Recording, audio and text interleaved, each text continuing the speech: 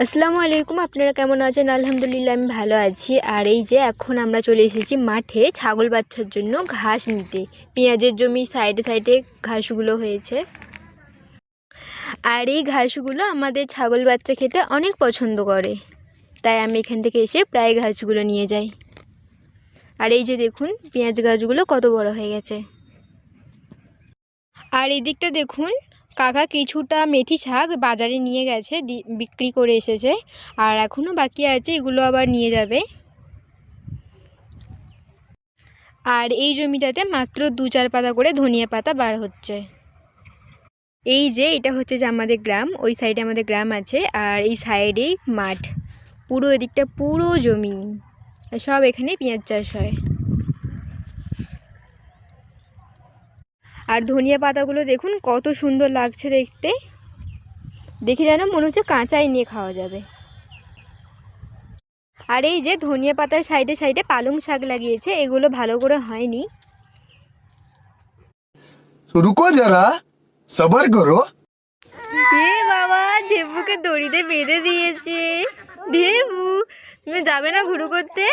ঘুরু করতে যাবে না? তোমাকে তো দড়িতে বেঁধে দিয়েছে। আসো ঘুরু করতে যাবো, আসো। ইয়ে বাবা, তোমাকে কেউ কোলে নিইনি? ঢেবু, তোমাকে কেউ কোলে নিইনি? তোমাকে আমাকে বেঁধে দিয়েছে। আসো আমরা ঘুরু করতে যাবো, আসো।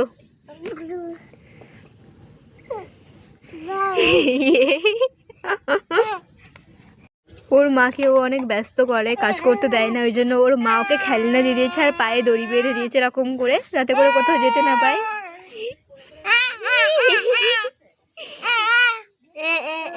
আসো ঘুরু করতে যাবো, আসো।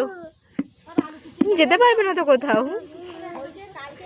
এদিকে দেখি, এদিকে। ঢেবু, ঢেবু, ঢেবু টাটা করে দাও তো, টাটা করে দাও তো, টাটা করে দাও ঢেবু, টাটা করে দাও।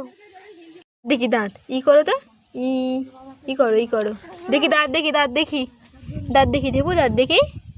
টাটা, টাটা, চলে যাচ্ছি আমি, টাটা। টাটা দিচ্ছে। আর এই যে এখানে আমি এসেছি কুল নিতে, কুল মাখা খাবো বলে, কিন্তু এসে দেখি গাছে কুল এখনও পাকিনি গো, এখনও খাওয়া যাবে না, তাই চলে যাচ্ছি ঘুরে, পরে এসে আবার নিয়ে যাব। তো গাছে কুল পাইনি, এখন বাড়ি চলে এসেছি। ভিডিওটা এই পর্যন্তই, ভালো লাগলে লাইক কমেন্ট সাবস্ক্রাইব করে পাশে থাকবেন। আল্লাহ হাফিজ।